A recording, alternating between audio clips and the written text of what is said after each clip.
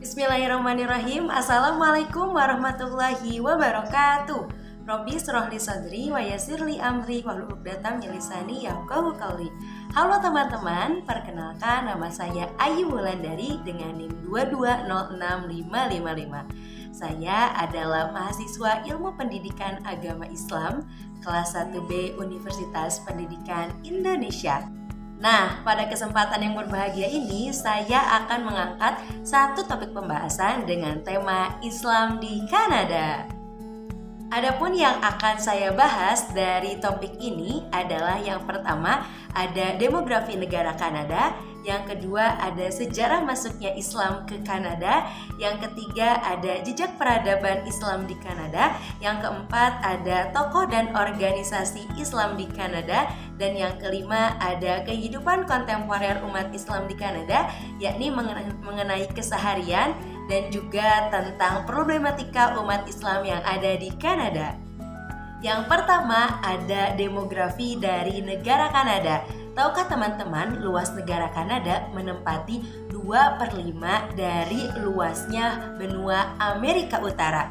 Bahkan saking luasnya, negara Kanada dinobatkan sebagai negara terluas kedua di dunia. Namun meskipun demikian, jumlah dari penduduknya sangat minim, tidak sebanding dengan luas wilayahnya, yaitu hanya diperkirakan sekitar 34 orang per 1000 hektarnya saja. Nah, karena hal tersebutlah menyebabkan negara Kanada sangat terbuka bagi para kedatangan para imigran yang berasal dari luar Kanada yang datang ke negara Kanada. Yang kedua, sejarah masuknya Islam ke Kanada. Teman-teman tentunya pasti tahu kan, Islam datang ke berbagai negara tentunya dengan berbagai macam cara. Ada yang dengan perdagangan, ada yang dengan pernikahan, bahkan ada juga yang dengan pendidikan.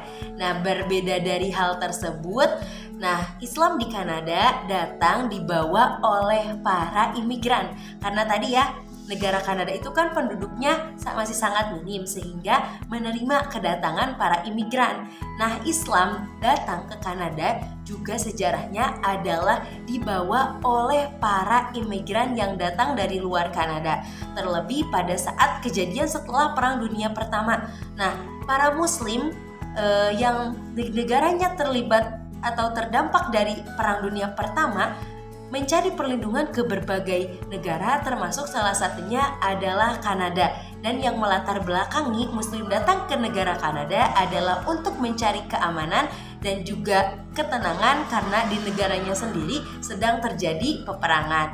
Nah, oleh sebab itulah Islam datang ke Kanada karena datangnya para imigran Muslim yang hadir ke Kanada. Yang ketiga, ada jejak-jejak peradaban Islam di Kanada. Nah, teman-teman tentunya ada banyak sekali gitu ya jejak-jejak peradaban Islam yang ada di Kanada. Namun salah satu yang paling populer adalah masjid pertama dan tertua yang ada di Kanada, yaitu Masjid Al-Rashid yang lebih tepatnya berada di Edmonton, Alberta, yang mana masjid ini diresmikan oleh Abdullah Yusuf Ali. Nah, adanya Masjid Al-Rashid ini menjadi tanda eksistensi atau keberadaan umat Islam di Kanada. Nah, teman-teman, selain Masjid Al-Rashid tadi sebagai jejak peninggalan peradaban Islam di Kanada, ada juga nih perguruan tinggi Islam yang ada di Kanada. Di antaranya adalah Islamic University of Canada dan juga Islamic University of Toronto, yang mana kedua universitas tersebut sudah pasti berbasiskan Islam gitu ya, yang juga menerapkan kurikulum Islam seperti ada fikih, ada akidah, ada studi Al-Quran, dan ada juga bahasa Arab. Yang keempat, ada tokoh dan organisasi Islam yang ada di Kanada. Yang pertama dulu ya, yaitu adalah tokoh Islam atau tokoh Muslim di Kanada. Yang salah satunya adalah bernama Ingrid Mattson, yang mana Ingrid Mattson ini adalah seorang profesor dan juga seorang aktivis di Kanada. Ingrid Mattson ini adalah seorang muslimah, yang mana dia adalah merupakan seorang mu'alaf, karena tadinya Ingrid Mattson adalah dilahirkan dan juga dibesarkan menjadi seorang Katolik. Namun di tengah-tengah usia remajanya dia juga pernah meninggalkan agamanya, agama Katolik. Namun Namun singkat cerita, pada saat itu ia sempat pergi ke Paris dan juga berteman dengan beberapa teman yang beragama Islam, sehingga membuat dirinya tertarik untuk masuk Islam, bahkan pada akhirnya ia memakai hijab.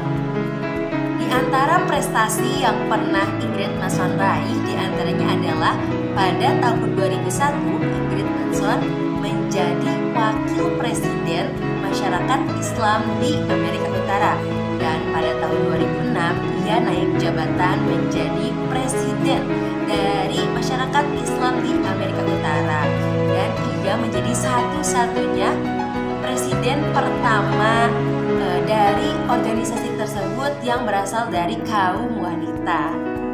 Nah, teman-teman, selanjutnya ada organisasi-organisasi Islam di Kanada. Nah, perlu teman-teman ketahui, organisasi atau komunitas Islam di Kanada muncul setelah didirikannya Masjid Al-Rashid di Edmonton, Alberta. Nah, teman-teman, pada umumnya atau secara garis besar, komunitas atau organisasi Islam di Kanada terbagi menjadi dua. Yang pertama ada Islam kiri dan juga Islam kanan. Nah, kelompok yang pertama adalah Islam kanan atau Canadian Islamic Congress atau yang disingkat dengan CIC. Nah, kelompok Islam kanan ini mewadahi kelompok-kelompok Muslim tradisional. Yang kedua ada organisasi atau komunitas Islam kiri atau yang disebut juga Muslim Canadian Congress atau yang disingkat MCC, yang mana ini sifatnya progresif liberal. Dan yang terakhir, yang kelima adalah kehidupan umat Islam kontemporer di Kanada. Yang pertama nih, membahas dulu tentang kehidupan umat Islam di Kanada. Perlu teman-teman ketahui, kehidupan umat Islam di Kanada pada umumnya sama seperti kehidupan umat Islam pada umumnya. Namun yang membedakan karena mungkin di sana itu adalah umat Islam di Kanada sifatnya masih minoritas seperti itu ya. Akan tetapi pemerintah Kanada telah menjamin kebebasan beragama juga kebebasan mengekspresikan agama bagi setiap warga negaranya. Dan hal ini pula yang menyebabkan umat Islam di Kanada bisa hidup dengan tenang, juga seharusnya tidak mendapat diskriminasi dari umat-umat non-Islam. Dan juga dengan hal tersebut, umat Islam di Kanada pada umumnya nih bisa juga beradaptasi dan bisa menyesuaikan diri untuk hidup berdampingan dengan umat non-Muslim di Kanada.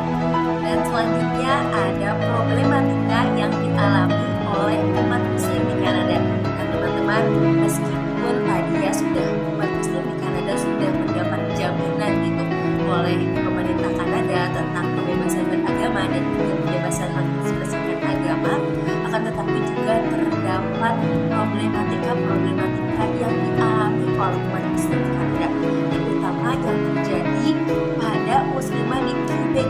Pada saat itu perawat di sana sempat dilarang untuk mengenakan hijab. Kan sempat terjadi perdebatan pula terkait pelarangan menggunakan cadar bagi para muslimah di Kanada. Hingga hal tersebut menjadi perdebatan. Selain pelarangan penggunaan hijab dan juga cadar, sempat pula nih teman-teman terjadi yang namanya Islamofobia yang dilatar belakangi oleh kebencian terhadap umat-umat Islam di Kanada, yaitu adalah sempat terjadi berbagai macam tindakan aksi teror. Yang pertama ada pernah terjadi penembakan di Islamic Center di Kanada, yaitu pada saat pelaksanaan ibadah sholat isya berjamaah sempat terjadi penembakan terhadap jamaah di masjid tersebut yang menyebabkan tewasnya 6 orang muslim di Kanada.